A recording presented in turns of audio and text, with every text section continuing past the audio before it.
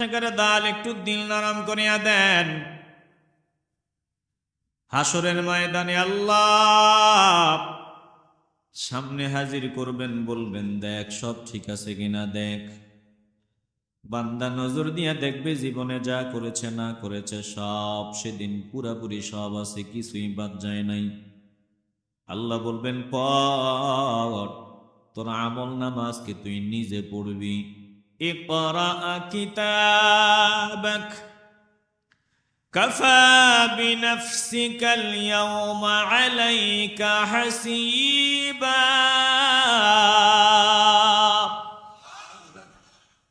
ও বান্দা গো, আজকে তোর আমল নামা তুই নিজে পড়। গোটা জিন্দেগিতে তুই যা করেছ তুই সব পাঠ করো। ইকরা কিতাবাক, আমি হিসাব নেওয়া লাগবে না। কাফা বিনফসিকাল ইয়াওমা আলাইকা হাসিবা, তোর হিসাব নেওয়ার জন্য আজকে তুই নিজেই যথেষ্ট রে বান্দা। আমি মাওলা লাগবে না, তোর হিসাব তুই নিজেই তোর চোখ দিয়া দেখ আর জবান দিয়া পাঠ কর। হে মুসলমান নবীর আশিকের দল, একটু দিল থেকে ইমানের আওয়াজ দিয়ে বলেন, আমরা আমাদের আমল নামা পড়ে খুশি হওয়ার মতো কাজ করতে চাই কি চাই না? আসতে বলবেন না, জোরে বলেন চাই কি না? আজ যারা এই জান্নাতের বাগানে বসছেন আপনাদের কপাল বড় ভালো। আর যারা এখনো জান্নাতের বাগানের বাহিরে আছে তারা এই সৌভাগ্যবান বান্দা হতে পারে নাই। যারা জান্নাতের বাগানে বসছেন আপনাদের কপাল অনেক ভালো। কত ভালো বলে, যারা জান্নাতের বাগানে বসছেন আমার আল্লাহ আপনাদের জিন্দেগির সব গুনাহ মাফ করে দিছে। এটা এত দামি মজলিস, এখানে বসলেই জীবনের গুনাহ মাফ। কথা কয় না? এই জান্নাতের বাগানে বসছেন, মাওলার দরবারে শুকরিয়া আদায় করেন। সবাই আসতে পারে না, আপনারা পেরেছেন, এজন্য কলজা থেকে আবারও চিল্লায়া মহব্বতের আওয়াজে বলেন আলহামদুলিল্লাহ। খুতবার শুরুতে আয়াত পড়লাম, আল্লাহ তাআলা ডাক দেন, ইয়া আইয়ুহাল্লাযীনা আমানু ইত্তাকুল্লাহা ওয়াল তানজুর নাফসুম মা কদ্দামাত লিগাদিন ওয়াত্তাকুল্লাহ ইন্নাল্লাহা খাবীরুম বিমা তা'মালুন।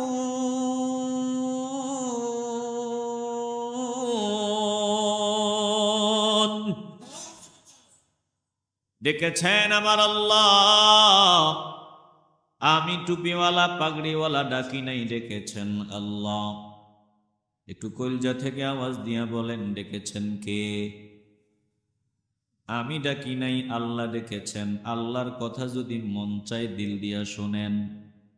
বলে আল্লাহর কথা শুনবে কারা? যারা আদবওয়ালা বান্দা। মাওলার কথা কারা শুনবে? যারা আদবওয়ালা বান্দা। যারা বেয়াদব তারা আল্লাহর কথা দিল দিয়া শুনে না।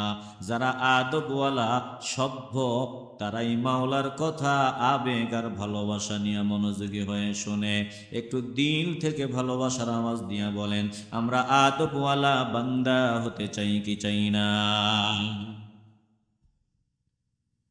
তাইলে মাওলার কথা দিল দিয়া শোনো। আল্লাহ বলেন, ও ইমানদারের দল, ইমানদার যারা তারা কানটা খাড়া করে দেন, মাওলার কথা শোনেন।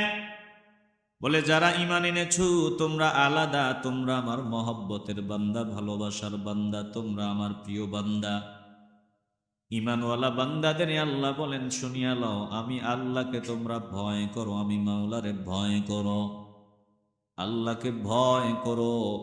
আল্লাহ তাআলা বলেন, আমি তোমাদের রব, আমি তোমাদের সব, আমি হায়াত দাতা, মউত দাতা, রিজিক দাতা, সব আমি আল্লাহ। অতএব আমাকে ভয় করো, আমাকে ভয় করো। একটা জবানও বন্ধ রাখবেন না, দিল থেকে ভালোবাসার আওয়াজ দিয়া বলেন, আমরা আল্লাহকে ভয় করে চলতে চাই কি চাই না? বলে আমাকে ভয় করো, আর ওয়াল তানজুর নাফসুম মা কদ্দামাত লিগাদ, তোমাদের প্রত্যেকের চিন্তা করা উচিত এই ক্ষণস্থায়ী দুনিয়াতে থাকিয়া চিরস্থায়ী জিন্দেগীর জন্য তুমি কি জমা করতে পেরেছ, আগামী দিনের জন্য তুমি কি পাঠাইতে পেরেছ, কি জমা করেছ, তোমার চিরস্থায়ী জিন্দেগীর জন্য তুমি কি অগ্রে প্রেরণ করেছ, পাঠিয়েছ, তোমাদের প্রত্যেকের চিন্তা ভাবনা করা উচিত। এ মুসলমান নবীর আশিকের দল, আমরা চিন্তা করি কোন ব্যাংকে কত টাকা আছে, কোন ব্যাংকে কত কোটি টাকা আছে।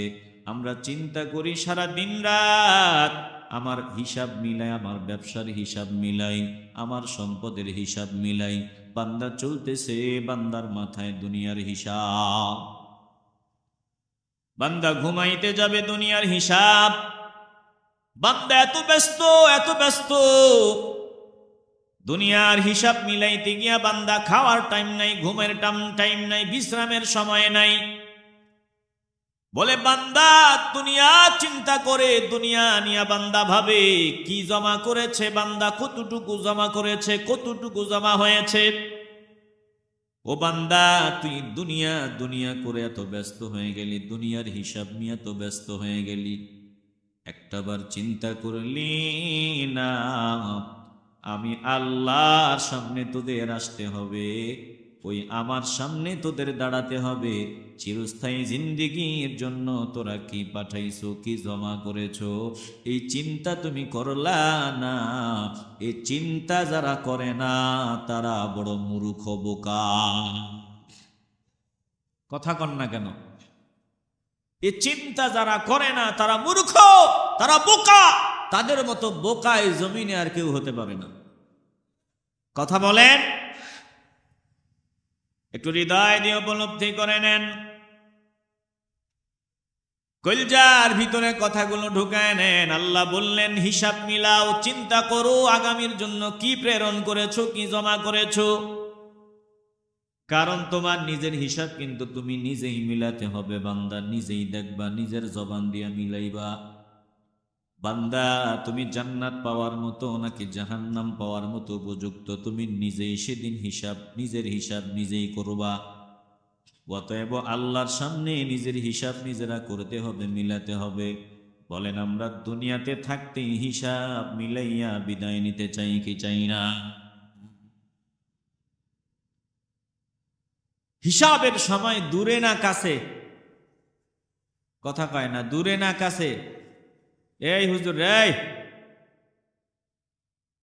কথা বললেন, একটু আমার দিকে তাকান, আমার দিকে তাকান একটু। কোনো কথা বলা যাবে না, আমি যা বলি দিল দিয়া শোনেন, একটু কলজা দিয়া সবাই শুনি, আল্লাহ কবুল করেন। আর জোরে বলি আমিন। হিসাবের সময় দূরে না নিকটে, কথা কয় না, দূরে না কাছে। আমার মালিক বলেন ইকতারাবা লিন্নাসি হিসাবুহুম ওয়া হুম ফি গাফলাতিন মুরিবুন।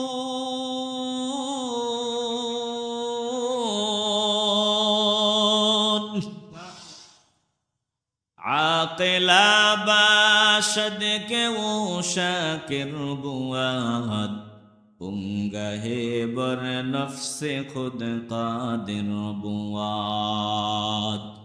জিরে পা ওর হওয়ায়ে নফসে রা, কম্বুদুদহ বহরে হায়ে নফসে রা। নফসু শৈতা মি বরন্দজ রহ তুরা, তাবিয়ন্দাজন্দে অন্দর চেহ তুরা। ও মুসলমান ইমানদার নবীর আশিকের দল, আল্লাহ বলেন তোমরা গাফলতির মধ্যে ডুব দিয়ে আসো, গাফলতির মধ্যে জিন্দেগি কাটাও। অথচ তোমার হিসাবের সময় খুব নিকটে, তোমার খবর নাই। নফসের গোলামি করো, নফসের দাসত্ব করো। যে বান্দা নফসের গোলামি করিয়া, নফসের দাসত্ব করিয়া আমার মাওলার নাফরমানির খাতায় নাম লেখায়, ওই বান্দা মূর্খ। বলে বুদ্ধিমান কোন বান্দা? যেই বান্দা নফসকে নিয়ন্ত্রণ করিয়া মৃত্যুর পরের জিন্দিগির জন্য নেক আমল করে, নফসের চাহিদাকে পায়ের তলায় দেয়, মৃত্যুর পরে অনাদি অনন্তকালের জন্য নেক আমল করে, এই বান্দা হলো বুদ্ধিমান বান্দা। এই মুসলমান নবীর আশিকের দল, একটা জবানও বন্ধ রাখবেন না, দিল থেকে ইমানের আওয়াজ দিয়ে বলেন, আমরা বুদ্ধিমান বান্দাদের কাতারে শামিল হতে চাই কি চাই না? আল্লাহর প্রিয় বান্দারা প্রতিটা সেকেন্ড হিসাব মিলাইতেন, প্রতি মুহূর্ত হিসাব করতেন, কতটুকু বান্দার নেক আমল হইল, কত গুনাহ করে ফেলল। তিনারা তো গুনাহ থেকে ফারেক থাকতেন, তারপরেও যদি মানুষ হিসাবে কোনো ভুল হয়ে যেত, সাথে সাথে আল্লাহর দরবারে ক্ষমা প্রার্থনা করতেন, মাপ চাইতেন, ক্ষমা চাইতেন, ক্রন্দন করতেন। আর তিনারা যে ভুল করেছিলেন, ভুল করে মাওলার কাছে ক্ষমা চাওয়ার কারণে, মাপ চাওয়ার কারণে আমার আল্লাহ ভুলগুলিও নেক হিসাবে পরিগণিত করে নিতেন। এ কারণেই তিনারা আল্লাহর ওলি হয়েছেন। চিল্লায় এখন ঠিক কিনা? দুনিয়ার হিসাবে যদি গরমিল হয়, বান্দার মাথা নষ্ট। বান্দার 5 কোটি হওয়ার কথা, 50 লক্ষ কম। বান্দার 1 কোটি টাকা থাকার কথা, বান্দার ব্যবসায় লোকসান হয়ে গেল, মাথা নষ্ট। বান্দার রাতের ঘুম হারাম। বলে ব্যবসাতে আমি হিসাব মিলাইছিলাম 1 কোটি টাকা লাভ হবে, কিন্তু আমার 1 কোটি লাভ হলো না, বরং উল্টা আমার 50 লক্ষ লোকসান হয়ে গেল। আমার 1 মাসের পরিশ্রম বৃথা গেল, আমার একটা মাসের কষ্ট বৃথা হয়ে গেল। আমি মারাত্মক ভুল করলাম। বান্দা সারা রাত জাগ্রত থাকে, টেনশন, ঘুম হয় না, কারণ ব্যবসায় বান্দার লোকসান হয়েছে। বান্দার লোকসান হওয়ার কারণে বান্দার ঘুম হারাম। এরে বান্দা, দুনিয়ার ঘুম হারাম, ব্যবসায় লোকসান। অথচ আল্লাহ তাআলা ডাক দিয়া বলেন, ইমানদার যারা হইছো, আমি তোদের সাথে ব্যবসা করব, এই ব্যবসার বিনিময়ে আমি দিব জান্নাত। আর যদি তোমরা ব্যবসায়ী না হও, জান্নাত পাবা না। একটা জবানও বন্ধ রাখবেন না, দিল থেকে ইমানের আওয়াজ দিয়ে বলেন, আমরা মাওলার সাথে ব্যবসায়ী হতে চাই কি চাই না? ইয়া আইয়ুহাল্লাযীনা আমানু হাল আদুল্লুকুম আলা তিজারাহ هل أدلكم على تجارة تنجيكم من عذاب أليم?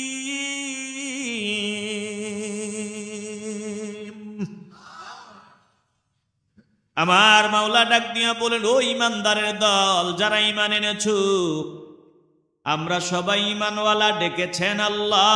কানটা একটু খাড়া করে দেন, দিলের ভিতরে কথাগুলো ঢোকাবার জন্য তৈরি হয়ে যান রে বাবা। আল্লাহ আপনাদেরই ডেকেছেন, আপনাদেরই ডেকেছেন। আল্লাহ বলেন, আমি কি তোমাদেরকে এমন এক ব্যবসার খবর দিব, যেই ব্যবসা তোমাদেরকে জাহান্নামের আগুন থেকে বাঁচায় দিবে, জান্নাত প্রাপ্ত হওয়ার মতো যোগ্য বান্দা বানায় দিবে। ও বান্দা বান্দির দল, আমি কি এমন এক ব্যবসার খবর তোমাদের দিতাম নি, দিব নাকি, যেই ব্যবসা তোমাদেরকে জাহান্নামের আগুন থেকে বাঁচায় দিবে? একটা জবানও বন্ধ রাখা যাবে না। একটু ইমানের আওয়াজ দিয়ে বলেন, হাল আদুল্লুকুম আলা তিজারা। আল্লাহ বলেন, আমি এমন একটা ব্যবসার খবর দিব কি তোমাদেরকে, দিব নাকি, যেই ব্যবসা তোমাদেরকে জাহান্নামের আগুন থেকে বাঁচায় দিবে, আমার নৈকট্য প্রাপ্ত বান্দা বানায় দিবে, চিরস্থায়ী নিয়ামত জান্নাতের বাসিন্দা হওয়ার যোগ্য বানায় দিবে। বলুন, আমরা এমন ব্যবসায়ী হতে চাই কি চাই না? আল্লাহ তাআলা বলেন, তাইলে শোনো, জীবনটা আমি মাওলারে দাও, সম্পদ আমি মাওলারে দাও, একটা জবানও বন্ধ রাখবেন না, দিল থেকে ইমানের আওয়াজ দিয়ে বলবেন। বলেন এই জীবনটা আমরা টাকা দিয়ে কিনছি, কথা কয় না, টাকা দিয়ে কিনছি। এই জীবন আমগরে দিছেন কে? আরে সম্পদ যা আছে সব এগুলো দিছেন কে? যা আছে সব কিছুর মালিক আমার আল্লাহ। তো আল্লাহ বলেন ব্যবসা করবানি, যেই ব্যবসা তোমাদের জাহান্নাম থেকে বাঁচাই দিবে। আমরা বললাম হ্যাঁ আল্লাহ আমরা ব্যবসা করব। আল্লাহ বলেন তাইলে শোনো, ব্যবসা করার জন্য ক্রেতা দরকার, বিক্রেতা দরকার, আবার মূল্য দরকার। বিক্রেতা তোরা, ক্রেতা আমি আল্লাহ। মূল্য কি জানোনি? বলে মূল্য হলো আমার সন্তুষ্টি, মূল্য হলো আমার দিদার, আমার দোস্তের দিদার, মূল্য হলো চিরস্থায়ী নেয়ামত জান্নাত। চিল্লায় কোন সুবহানাল্লাহ। তো জীবন আর সম্পদ আমরা টাকা দিয়া কিনি নাই, মেধা দিয়া পাই নাই, দিয়েছেন আমার আল্লাহ।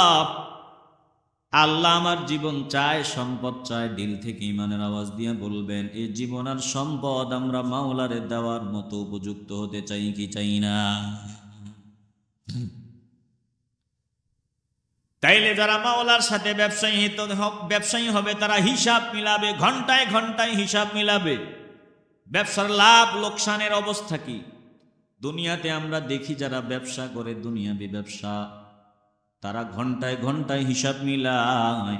ব্যবসায় লাভ হয় না, লোকসান হয়, প্রতি ঘন্টায় ঘন্টায় হিসাব মিলায়, সব সময় তদারকি করে, সব সময় সচেতন। বান্দা ঘুমাইতে যাওয়ার আগেও ব্যবসার চিন্তা যে আজকে ব্যবসায় কতটুকু লাভ হলো নাকি লস হয়ে গেল। যদি লস হয়, বান্দা 1 কোটি টাকা লাভ হওয়ার কথা, যদি লস হয় তাহলে বান্দার রাতের ঘুম হয় না, হাই হুতাশ। ঘরের মানুষ চেহারা দিকে নজর দিয়ে ভয়ে কথা কয় না, কারণ মুখটা কালো, পেরেশান, খাবার নাই, ঘুম নাই, টেনশন, কারণ 1 কোটি টাকা লস হয়ে গেছে। সবাই বড় চিন্তিত। ওরে বান্দা, তুমি জান্নাতি হতে চাও, জান্নাতের নিয়ামত পেতে চাও, তুমি নবীর দিদার চাও, তুমি মাওলারে পেতে চাও, ব্যবসায়ী না হলে তো পাবা না। তো তুমি যে ব্যবসা করলা, হিসাব তো মিলাইলা না। ব্যবসার কন্ডিশন কোন অবস্থায় আছে? তোমার ফজর নাই, জোহর নাই, আসর নাই, মাগরিব নাই, আয়েশা নাই, তেলাওয়াত নাই, জিকির নাই, আমল নাই। হিসাব মিলাও না, কোন অবস্থায় আছে তোমার ব্যবসার কন্ডিশন। একটু দিল থেকে ইমানের আওয়াজ দিয়ে বলবেন আপনাদেরটা আমি বাদ দিলাম। আমি পাগড়িওয়ালা, পাঞ্জাবিওয়ালা আপনাদের সামনে বসলাম, মনে করেন আমি কত ভালো জানি। আমি জানি আমি কে, আমি নিজেরে আমি বড় ভালো করে চিনি। আমি যদি হিসাব মিলাইতে যাই, কবরে জাহান্নামের আগুন ছাড়া আর কিছু দেখি না। যদি হিসাব মিলাইতে যাই, জাহান্নাম ছাড়া কিছুই দেখি না রে বাবা। হিসাবটা মিলাও। হিসাব মিলানোর পরে আল্লাহ বলেন শুনো, যদি দেখো হিসাবে বড় গরমিল, হিসাবে বড় সমস্যা, তাইলে আমি আল্লাহর রহমত থেকে নৈরাশ হওয়া যাবে না, ব্যবসার হাল ছাড়া যাবে না। বান্দারে আমি তোর জন্য অফার দিলাম, সুযোগ দিলাম, এই জান্নাতের বাগানে বসছো, আসছো, আমি মাওলারে যদি দিল থেকে ডাক দাও, আমার দোস্তের উসিলায় যদি ক্ষমা চাও, মাপ চাও, যত গরমিল থাকুক আমি তোর হিসাব সহজ করে দিব, আমি গুছাইয়া তুই জান্নাতি হওয়ার মতো যোগ্য বানায় দিব।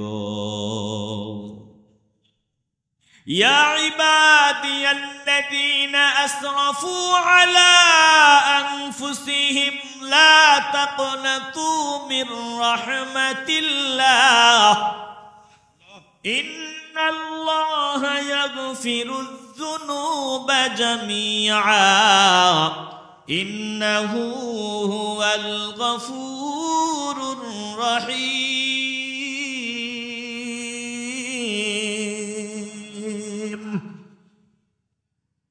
এ মুসলমান নবীর আশিকের দল, আল্লাহ অফার দিলেন বান্দা তোর হিসাবে বড় গরমিল, তুই নৈরাশ হবি না, আমি মাওলা তো আছি, আমি আছি রে বান্দা, আমি তোর জন্য জান্নাত রেডি করে রাখছি, তোরে জাহান্নাম দেওয়ার জন্য আমি বানাই নাই। ও আমার বান্দা, ও আমার বান্দাগণ, ও আমার বান্দাগণ শোনো, যারা হিসাবে গরমিল করে ফেলেছো, ব্যবসায় প্রচুর লোকসানের মধ্যে পড়ে গেছো, হিসাবে বড় গরমিল। নেক আমলের কথা ছিল, নেক আমল দিয়া ঝুড়ি ভরার কথা ছিল, কিন্তু তুমি বদ আমল করেছো, শয়তানের প্ররোচনায় পড়ে গুনাহের কাজ করেছো। নৈরাশ হওয়া যাবে না, মন খারাপ করার দরকার নাই। লা তাকনাতু মির রাহমাতিল্লাহ, আমার রহমত থেকে নৈরাশ হওয়া যাবে না রে বান্দা। যদি আমার কাছে ক্ষমা চাও, মাপ চাও, আমি আল্লাহ ওয়াদা করলাম তোর জিন্দেগীর সব গুনাহ আমি মাফ করে দিব। আমাদের একজন আছেন আমাদের, তিনি কে? তিনার মতো আপন আর কেউ আছে? আসতে বলবেন না আছে। আমি আমাকে চিনি, আমার সব যদি আমার বিবি জানে, আমার স্বামী হিসাবে মানবেও না। আমার সব গোপন যদি আমার সন্তান জানে, আমাকে বাবাও ডাকবে না। আমার সব যদি আমার মা জানে, বলবে তোর মতো কুলাঙ্গার সন্তান আমার দরকার নাই। আমার সব যদি গ্রামের মানুষ জানতো, আমার ইজ্জত দেওয়া দূরের কথা, আমারে দেখলে থুতু মারতো।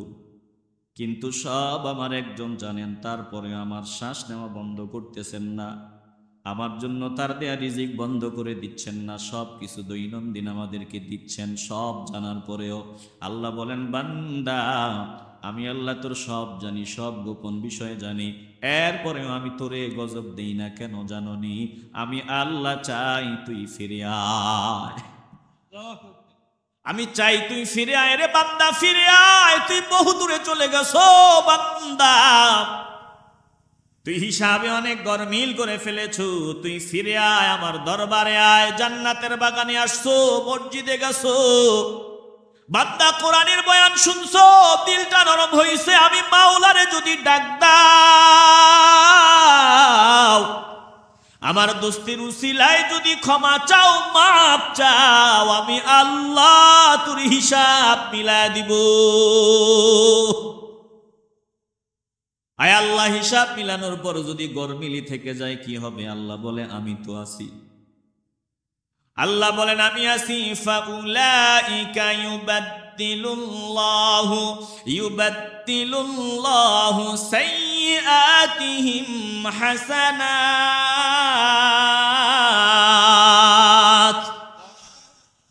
বান্দা আমি আল্লাহ তো আছি, তুই ওই বান্দাদের দলে শামিল হবি যদি তওবা করতে পারো, ঈমানটা আনার পর যদি খাঁটি তওবা করতে পারো। বান্দা আমি তোর 40 বছরের যে নাফরমানি গুনাহ ছিল, এই গুনাহগুলো আমি আল্লাহ নেক দিয়া পাল্টায় দিব। আরো আসতে বলেন না সুবহানাল্লাহ। আমাদের একজন আছেন, তিনি আমাদেরকে ক্ষমা করার জন্য তৈরি। আমরা ক্ষমা চাইবো আর মাফ করে দিবেন কে? আমার হিসাবে বড় গরমিল, এজন্য আমি ক্ষমা চাইবো, মাপ চাইবো। দিল থেকে ইমানের আওয়াজ দিয়ে বলবেন, আপনাদের হিসাবে গরমিল আসেনি? যারা কথা বলে না তাদের হিসাব মনে হয় পুরাপুরি গুছানো আছে। আমাদের হিসাবে গরমিল আসেনি, তাইলে আমরা ক্ষমা চাওয়ার দরকার আসেনি। আল্লাহর ওলিরা কেমনি আল্লাহর ওলি হয়েছেন একটু দিল দিয়ে অনুধাবন করেন। আল্লাহর ওলি হওয়ার আজকে কিছু সবক আপনাদের আমি দিয়ে যাব, যদিও আমি পালন করতে পারি না, আমিও চেষ্টা করব। আল্লাহর ওলি যারা হইছেন কেমনি হইছেন বলে, তিনারা 24 ঘন্টা ব্যবসার হিসাব মিলাইতেন। আর ব্যবসায় যদি একটু 19-20 দেখতেন, জবান দিয়ে একটা বাজে কথা বের হয়ে গেছে যদি এমনটা পাইতেন, মাওলার দরবারে রোদন করতেন, কান্না করতেন। জানেন, একটু দিল দিয়ে অনুধাবন করেন। আবু বকর সিদ্দিক রাদিয়াল্লাহু তাআলা আনহু, তিনি ভালো ব্যবসায়ী, নাম্বার 1 ব্যবসায়ী। তিনার মতো দামি ব্যবসায়ী আল্লাহর নবীর পরে আর কেউ নাই। জোরে কোন ঠিক কিনা? বলে ভালো ব্যবসায়ী হতে চাও, ভালো ব্যবসায়ীদেরকে অনুসরণ করো, তুমিও ভালো ব্যবসায়ী হতে পারবা। আবু বকর সিদ্দিক রাদিয়াল্লাহু তাআলা আনহু, তিনি ভালো ব্যবসায়ী কিনা? কথা কয় না। আরে ভাই, কোন দিকের ব্যবসায়ী বলবেন? দুনিয়ার ব্যবসা নাম্বার 1 ব্যবসায়ী। তিনার সিরিয়াল পাওয়ার জন্য দিনের পর দিন অপেক্ষা করা লাগতো ছোটখাটো ব্যবসায়ীদের। এরকম দামি একজন ব্যবসায়ী, বলে সম্পদের দিক দিয়া এই আবু বকর সেই আবু বকর যিনার সাক্ষাতের জন্য সপ্তাহখানিক দেরি করা লাগতো, চাইলেই সাক্ষাৎ করা সম্ভব হতো না। এই আবু বকর সিদ্দিক রাদিয়াল্লাহু তাআলা আনহু যখন আসল ব্যবসার খাতায় নাম লেখাইলেন, তখন দুনিয়াবি ব্যবসা থেকে ফারেক হলেন, রসুলের দরবারটাকেই প্রাধান্য দিলেন। আল্লাহর হাবিবের দরবারে সময় দিয়া মজা পান, রসুলের দরবারে বসে মজা পান। আল্লাহর নবীর জবান মুবারকের কথাগুলো শুনে বড় মজা পান, চোখের পানি ছাড়েন।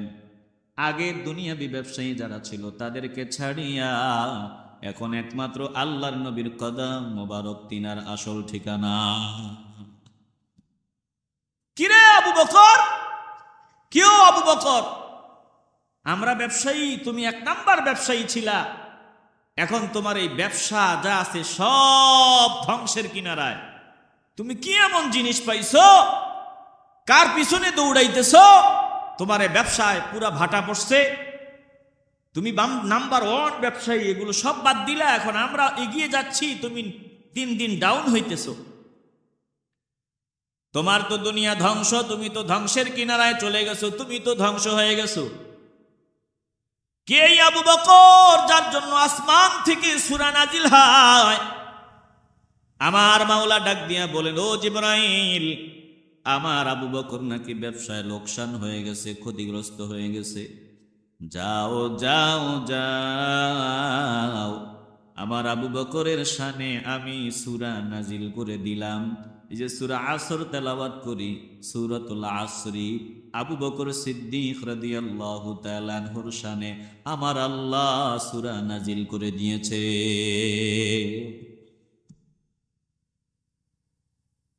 আবু বকর সিদ্দিক রাদিয়াল্লাহু তাআলা আনহুর ব্যাপারে আল্লাহ বলেন, দোস্ত আমার, আবু বকর সিদ্দিকের ব্যবসায়ীরা বলতেছে তিনি নাকি ব্যবসায় লোকসানের খাতায় নাম লেখাইছেন, আপনি জানায় দেন না।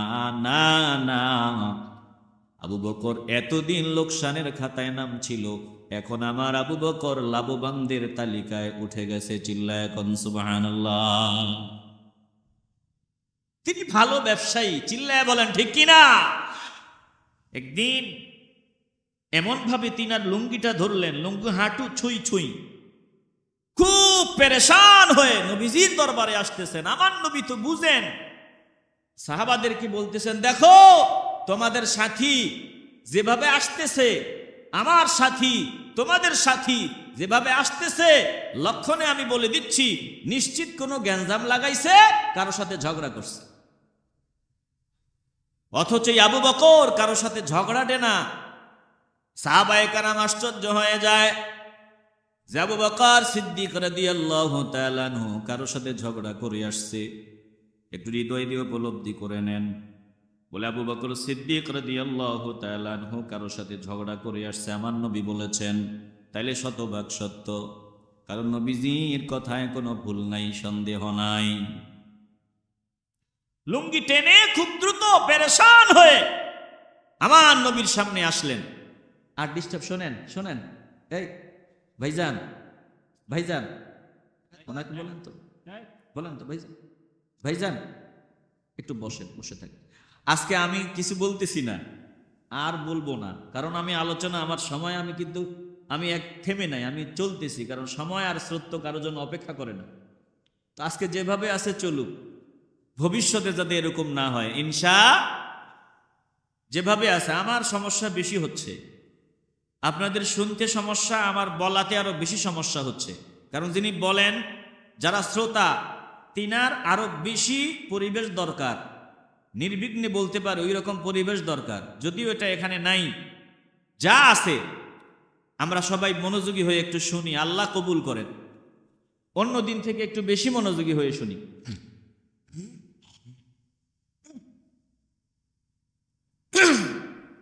আমার আবু বকর সিদ্দিক রাদিয়াল্লাহু তাআলা আনহু কারো সাথে ঝগড়া করে আসছে। সাহাবায়ে কেরাম তো আশ্চর্য হয়ে গেলেন, না আবু বকর তো ঝগড়া করার মতো লোক না, কিন্তু আমার নবী বলেছে নিঃসন্দেহে নবীর কথা সত্য। চিল্লায় এখন ঠিক কিনা? আবু বকর সিদ্দিক রাদিয়াল্লাহু তাআলা আনহু আমার নবীর সামনে হাজির হয়, বলি ইয়া রাসূলুল্লাহ, ঝগড়া করে আসছি। আল্লাহর নবীর সামনে ক্রন্দন করে চোখের পানিগুলো ছেড়ে বলে, ইয়া রাসূলুল্লাহ, ঝগড়া করে আসছি। বলে, যার সাথে ঝগড়া করেছো কে? বলে, ওমর ইবনুল খাত্তাব রাদিয়াল্লাহু তাআলা আনহু। ওমরের সাথে আমার ঝগড়া হয়েছে, দ্বন্দ্ব হয়েছে। তবে আমি আমার কথা বলতেছি, আমি আগে ওমরকে বাজে কথা বলেছি, আমি ওমরকে মন্দ কথা বলেছি, কটু কথা বলেছি, আমি আগে বলেছি। এখন আমি বুঝতে পারলাম যে আমি তো জবান দিয়া আমার ভাইয়ের কারণে তো আমার আল্লাহ অসন্তুষ্ট হয়ে যাবেন। আল্লাহ যদি অসন্তুষ্ট হয় আমার ঠিকানা তো জাহান্নাম হয়ে যাবে। এজন্য আমি চিন্তিত, ওমর কিন্তু আমারে মাফ করে না, ওমর আমারে মাফ করতে চায় না। আল্লাহর নবী হযরত ওমর মাফ করার আগেই ডাক দিয়া বলে, আবু বকর, ওমর যদি মাফ নাও করে আমার আল্লাহ তোমাকে মাফ করে দিবে। নবীর ফাওয়ার, এই ফাওয়ার দিছেন কে? আসতে বলবেন না, জোরে বলেন কে?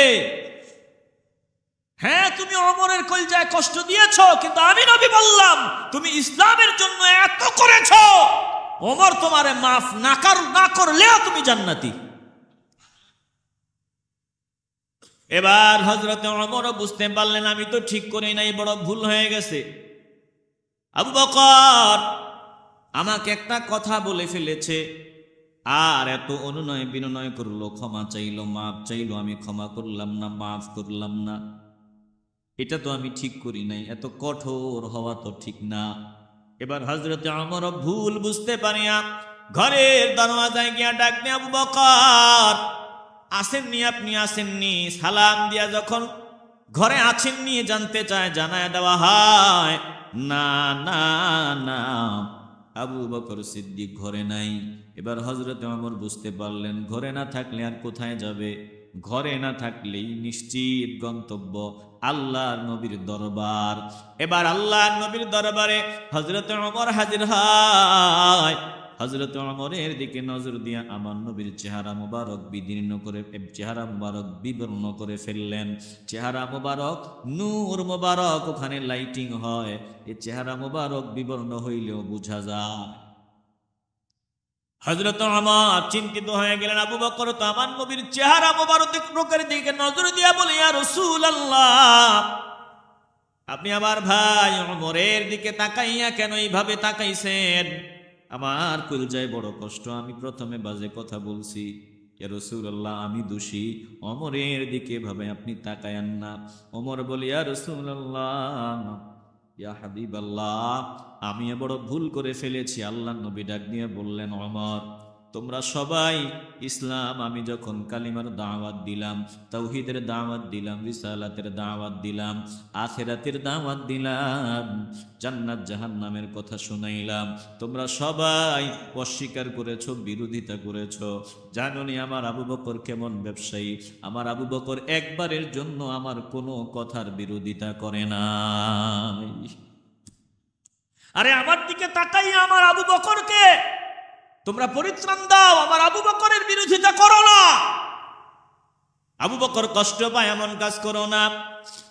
হযরত ওমর ওই দিন জন্মের মতো তওবা করেছেন, জিন্দেগিতে আর আবু বকর সিদ্দিক রাদিয়াল্লাহু তাআলা আনহু কষ্ট পায় এমন কোনো কাজ করবেন না। সাহাবায়ে কেরাম আবু বকর সিদ্দিক রাদিয়াল্লাহু তাআলা আনহুর অনুসরণ করে চলতেন। এ মুসলমান ইমানদার নবীর আশিকের দল, এই আবু বকর সেই আবু বকর। একদিন হযরত ওমর রাদিয়াল্লাহু তাআলা আনহু আবু বকর সিদ্দিক রাদিয়াল্লাহু তাআলা আনহুর সামনে হাজির হয়। হাজির হয়ে দেখলেন তিনি নিজের জিহ্বাটা নিজে ধরে ধরে টানতেছেন, নিজের জিহ্বাটাকে নিজে ধরে টানতেছেন। আবু বকর সিদ্দিক রাদিয়াল্লাহু তাআলা আনহু নিজের জিহ্বা ধরিয়া নিজে টানেন। ওমর ডাক দিয়া বললেন, ফাকালা উমারু মাহ গফারাল্লাহু লাকা। ও ওমর, ও আবু বকর, তুমি তোমার জিহ্বাটা এমন ভাবে টানতেছো কেন? আমার তো বড় কষ্ট হচ্ছে। আমার আল্লাহ তোমার উপর খুশি, আল্লাহ তোমারে ক্ষমা করুন, কেন তুমি জিহ্বাটা এমন ভাবে টানতেছো? আবু বকর ডাক দিয়া বলে, শুনিয়া লও। ফাকালা লাহু আবু বকরিন ইন্না হাদা আওরাদানিল মাওয়ারিদা। বলে, শুনিয়া লও, এই জিহ্বাটা আমাকে বহু লাঞ্ছিত করেছে। এই জিহ্বাটা কারণে আমি অনেক সমস্যায় পড়ে যাচ্ছি, এজন্য জিহ্বাটাকে আমি শাস্তি দিতেছি। জিহ্বাকে তিনি শাস্তি দেন কেন? জিহ্বা দিয়া আল্লাহর রসুলের বিরুদ্ধে যায় এমন কোনো কথা তো তিনারা বলেনই নাই, তিনার পক্ষে তো তিনি তো বলেনই নাই। তো তিনার চিন্তা চেতনায় হয়তো বাজে কোনো কথা বের হয়েছে তিনার দৃষ্টিতে, যদিও ইসলামের দৃষ্টিতে বাজে না, শরীয়তের দৃষ্টিতে নয়, তিনার নিজের দৃষ্টিতে তিনি মনে করেছেন যে আমি এ কথাটা বলা উচিত হয় নাই। নিজের জিহ্বা ধরে নিজে টানেন, নিজের জিহ্বাকে শাস্তি দেন। এমনি এমনি তিনারা আল্লাহর প্রিয় হন নাই। এ মুসলমান নবীর আশিকের দল, আল্লাহর ওলি যারা হয়েছে, পরিশ্রম সাধনা করার পর হয়েছে ভালো ব্যবসায়ী, তিনারা এমনি হন নাই।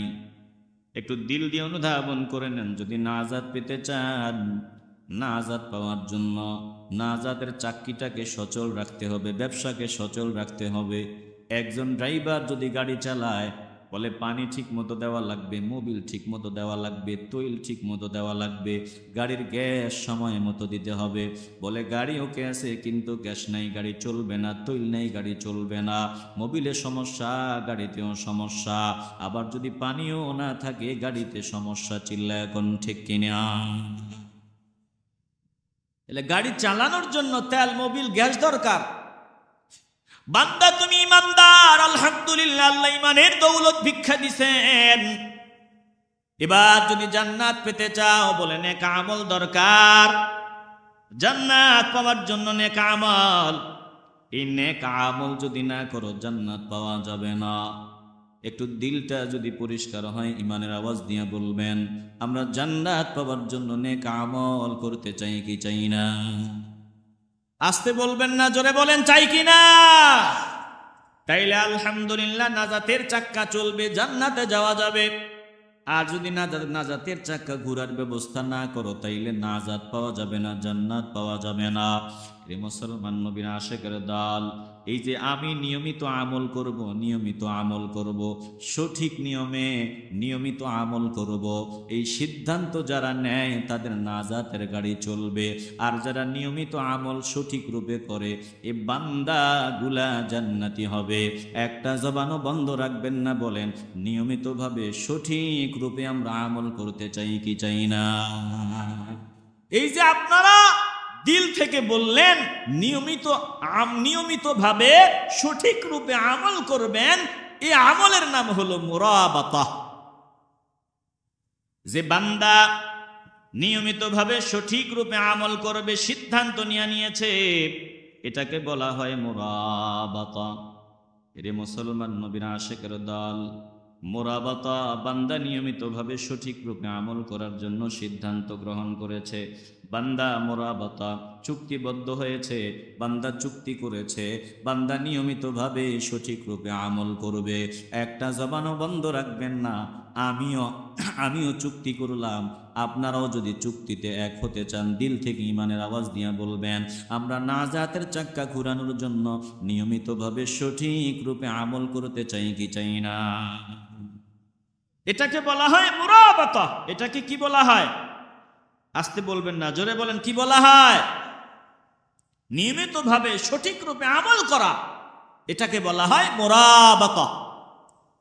এবার বান্দা নিয়মিতভাবে সঠিক রূপে আমল করবে, বান্দা নিয়মিতভাবে সঠিক রূপে আমল করবে, বান্দা চুক্তিবদ্ধ হয়ে গেল।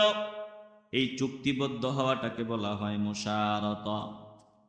এই চুক্তিবদ্ধ হওয়াটাকে বলা হয় মুশারাতা। বান্দা নিয়মিতভাবে সঠিক রূপে আমল করবে, চুক্তিবদ্ধ হয়ে গেল। তাইলে বান্দা মুশারাতা, চুক্তিবদ্ধ হয়ে গেল। একটা জবানও বন্ধ রাখা যাবে না। একটু ইমানের আওয়াজ দিয়ে বলবেন, আমরা নিয়মিতভাবে সঠিক রূপে আমল করার উপর চুক্তিবদ্ধ হতে চাই কি চাই না? তাহলে যে আমল নিয়মিতভাবে সঠিক রূপে করা হয়, এটাকে বলা হয় মুরাবাতা। আর এই মুরাবাতার উপর চুক্তিবদ্ধ হওয়া, যে আমি নিয়মিতভাবে সঠিক রূপে আমল করব, এটাকে বলা হয় মুশারাতা। এরপরে বান্দা এই চুক্তির প্রতি সর্বদা লক্ষ্য রেখে চলবে। বান্দা তুমি ব্যবসায়ী হতে চাও, ব্যবসার দিকে লক্ষ্য রাখো। বলে 24 ঘন্টা তোমার এই চিন্তা চেতনা থাকতে হবে, যে নিয়মিতভাবে সঠিক রূপে আমল করবেন, এরপরে চুক্তিবদ্ধ হলেন, নিয়মিতভাবে সঠিক রূপে আমল করবেন, এই চুক্তির প্রতি সর্বদা লক্ষ্য রাখা, সর্বদা খেয়াল রাখা, এটাকেই বলা হয় মুরাকাবা, এটাকেই বলা হয় মুরাকাবা। এ মুসলমান ইমানদার, মুরাকাবা তাইলে 1 ঘন্টা না, একজন ইমানদারের মুরাকাবা 24 ঘন্টা। চিল্লা এখন ঠিক কিনা? তাহলে মুরাবাতা, মুশারাতা, মুরাকাবা একটু দিল দিয়ে অনুধাবন করে নেন।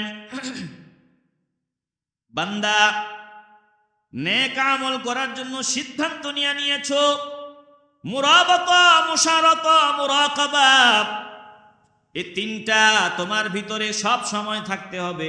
তুমি সব সময় মুরাকাবা করতে হবে যে আমার আমলে কোনো ত্রুটি হয়ে গেল নাকি, হিসাবে গরমিল হয়ে গেল নাকি। এরপরে নির্ধারিত একটা সময় স্পেশাল ভাবে হিসাবের ব্যবস্থা করতে হবে, হিসাব নিতে হবে নিজের কাছ থেকে, নিজের নফসের কাছ থেকে। এটাকে বলা হয় মুহাসাবা, এটাকে বলা হয় মুহাসাবা।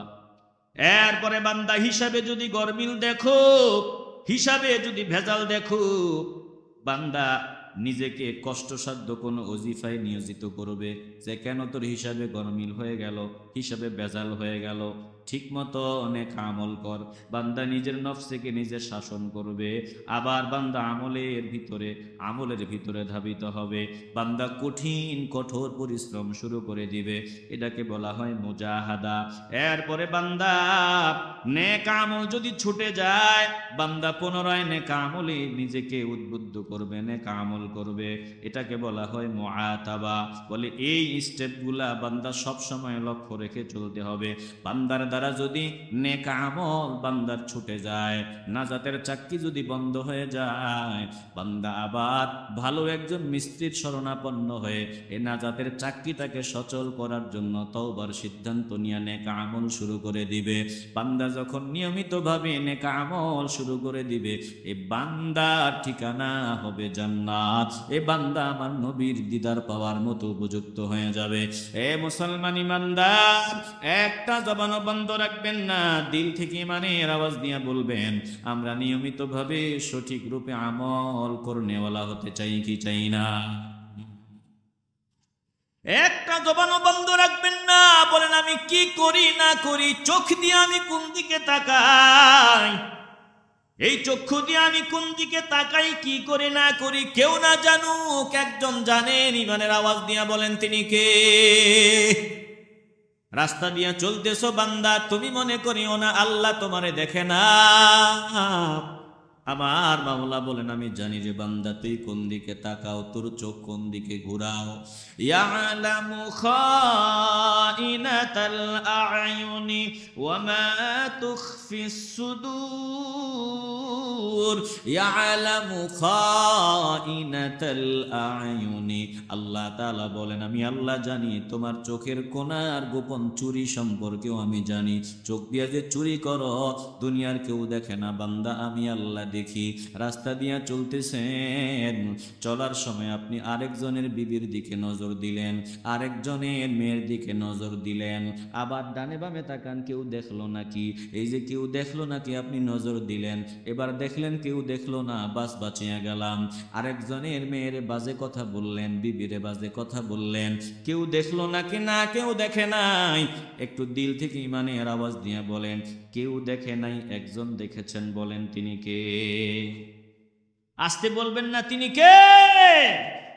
এরে মুসলমান নবীন আশিকের দল, চোখের কোণার চুরি সম্পর্কে আমার আল্লাহ জানেন। আল্লাহ তাআলা বলেন শুনিয়া লও, আমি মাওলার সামনে তোমাদের হাজির হতে হবে, দাঁড়াতে হবে। এই চিন্তা ভাবনা করো রে বান্দা, আমি আল্লাহর সামনে তোদের হাজির হতে হবে। যে বান্দা আমার সামনে দণ্ডায়মান হতে হবে চিন্তা করে আর ভয় নিয়ে চলাফেরা করে, আমি মাওলাকে ভয় করে জমিনে জিন্দেগি কাটায়, এই বান্দাদের জন্য আমি আল্লাহ এই পুরস্কারের ব্যবস্থা করে রাখছি, চিরস্থায়ী নিয়ামত জান্নাত। একটা জবানও বন্ধ রাখবেন না, বলেন আমি মাওলাকে, আমরা মাওলাকে ভয় করে চলতে চাই কি চাই না? وَأَمَّا مَنْ خَافَ مَقَامَ رَبِّهِ রাব্বিহি ওয়া নাহান নাফসা আনিল হাওয়া ফাইন্নাল জান্নাতা হিয়াল মাওয়া।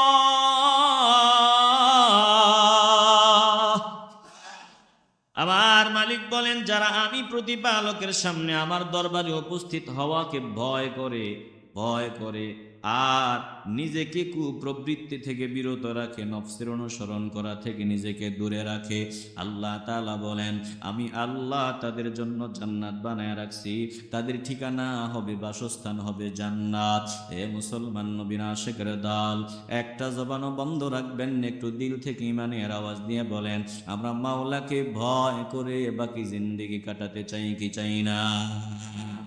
আল্লাহ তাআলা বলেন, ইয়া আইয়ুহাল্লাযীনা আমানুত্তাকুল্লাহ, ও ঈমানদারের দল তোমরা আমি মাওলারে ভয় করো, আমি মাওলারে ভয় করো।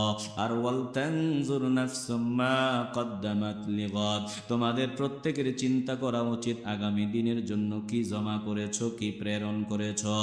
ওয়াত্তাকুল্লাহ, আমারে ভয় করো। ইন্নাল্লাহা খাবীরুম বিমা তা'মালুন,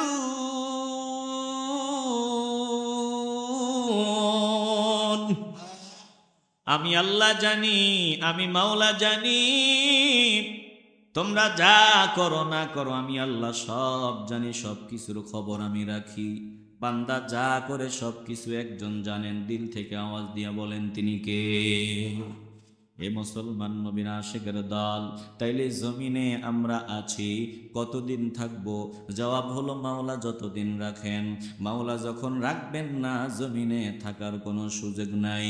আজকে বাংলাদেশের প্রধানমন্ত্রীর অনেক পাওয়ার, বলে কতদিন তিনার পাওয়ার চলবে? আজরাইল আসার আগ পর্যন্ত পাওয়ার, বলে আজরাইল জমিনে আসার আগ পর্যন্ত হয়তো আল্লাহ যারে চান পাওয়ারে রাখেন। আবার অনেক বান্দা আজরাইল আসার আগেই বান্দার পাওয়ারলেস হয়ে যায়। চিল্লায় এখন ঠিক কিনা? যেমন বুঝাবার জন্য বলি, খালেদা জিয়া তিনি তো বাংলাদেশের প্রধানমন্ত্রী ছিলেন নাকি? কথা কয় না। এখন কি কোনো পাওয়ার আছে? সত্যটা বলবেন, কোনো পাওয়ার আছে? তাইলে মরার আগেই পাওয়ার নাই, কথা কয় না। আরেকজন বাংলাদেশের নেতা, প্রিয় নেতা সকলের, এক সময় বাংলাদেশের কোনাকাঞ্চিতে সব জায়গায় বাংলাদেশের প্রতি রন্ধ্রে রন্ধ্রে লাঙ্গল ছাড়া কোনো শব্দ ছিল না। কথা সত্য না মিথ্যা? কিন্তু এখন আছে, কথা কয় না আছে। এ মুসলমান একটু দিল দিয়ে অনুধাবন করেন, এরশাদ মরার আগ পর্যন্ত বেডায় ফুল পাওয়ারে ছিল না, বরং বাঁচার জন্য একবার এই দিকে দৌড় দিত আর একবার ওই দিকে দৌড় দিত। আগে চিন্তা করতো, মাঝখানে দাঁড়ায়া থাকতো কোন দিকে গেলে বাঁচা যাবে। যদি চিন্তা করে দেখতো না বিএনপির অবস্থা বেশি ভালো না, বলে এবার আওয়ামী লীগে যাওয়া যায়। কথা কন না কেন? এবার নির্বাচনের আগে আমি যেটা বুঝছি যে নির্বাচনের আগে কিছুই হবে না বাংলাদেশ। বলছে এই হবে ওই হবে, কত কিছু হবে, বলে কিচ্ছু হবে না, কিছুই। একটা প্রোগ্রামও আলহামদুলিল্লাহ বন্ধ ছিল না। মাহফিলওয়ালারা বলতো যে হুজুর সমস্যা হয়নি, কোনো সমস্যা নাই, কিচ্ছু হবে না। কিছু হইছে? কথা বলে না, কিছু হইছে? নাই, হওয়ার সুযোগ নাই। একটু দিল দিয়ে অনুধাবন করেন, কিচ্ছু হবে না। এটা কেমনে বুঝলাম? লাঙ্গল যেহেতু আওয়ামী লীগে গেছে গিয়া, তাইলে বুঝা নিছে যে কিচ্ছু হবে না। কথা কয় না। লাঙ্গল যদি না যাইতো তাইলে কিছু একটা হবে, এটা বাংলাদেশের মানুষ বুঝে। আবার যদি কোন